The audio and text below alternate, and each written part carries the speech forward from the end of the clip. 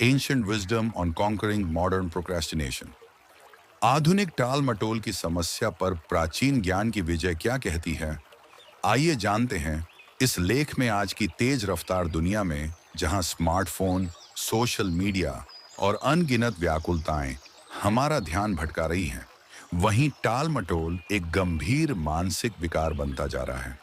हम जानते हैं कि क्या करना है, लेकिन फिर भी उसे करने से कतराते हैं। इस मानसिक जाल से बाहर निकलना बहुत कठिन लगता है। पर क्या यह समस्या केवल आज की है? बिल्कुल नहीं। प्राचीन ऋषि मुनियों ने भी इस मानसिक प्रवृत्ति को पहचाना और इसे जीतने के उपाय बताए।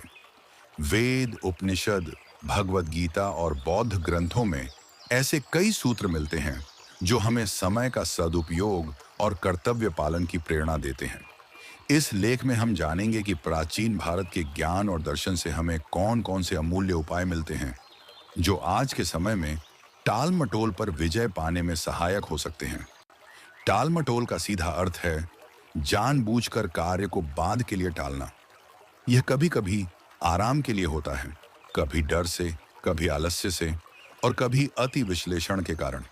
यह मनुष्य के आत्मनियंत्रण की कमी और लक्ष्य के प्रति उत्साह की कमी को दर्शाता है।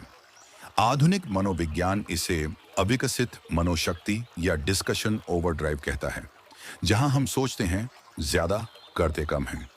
भगवद गीता में भगवान श्री कृष्ण अर्जुन को युद्ध से विमुख होते देखकर कहते हैं, तुम्हारा अधिकार केवल कर्म करने में है, फल पर नहीं। यह श्लोक टाल मटोल को जड़ से समाप्त कर देता है।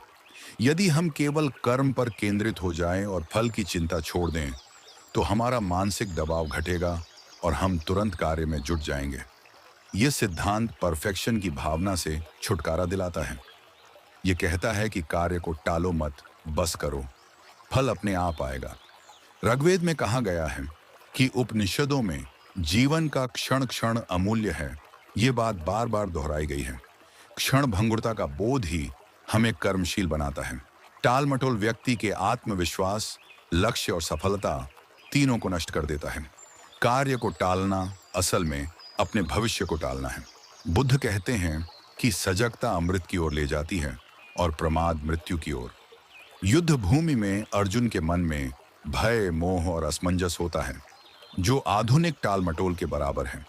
लेकिन श्री कृष्ण की शिक्षा से वह उठ खड़ा होता है और अपने कर्तव्य का पालन करता है। महाभारत का यह संवाद दर्शाता है कि मानसिक जड़ता चाहे जितनी भी गहरी हो, उसे सही मार्गदर्शन और ज्ञान से हटाया जा सकता है। जो योग में बाधक हैं, उनमें प्रमाद और आलस्य भी प्रमुख हैं। प्रत्येक सुबह उठकर यह नियम बना लें कि मैं आज ही अपना कार्य पूर्ण करूंगा। सकारात्मक संकल्प विचारों को गति देता है।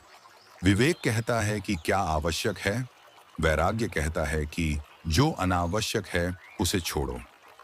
ये दोनों भावनाएं हमें व्यर्थ व्यस्तताओं से मुक्त कर कार्य की ओर अग्रसर करती हैं। प्राचीन ग्रंथों ने हमें यह सिखाया है कि टाल मटोल कोई छोटी समस्या नहीं, यह आत्मा की गति को रोक देने वाला मानसिक रोग है। इसे जीतने के लिए सिर्फ इच्छा शक्ति नहीं, बल्कि नियमित अभ्यास, समय की पहचान और विचारों की स्पष्टता चाहिए। आज का कार्य कल पर न टालो, क्योंकि समय भी कभी तुम्हारे लिए नहीं रुकता।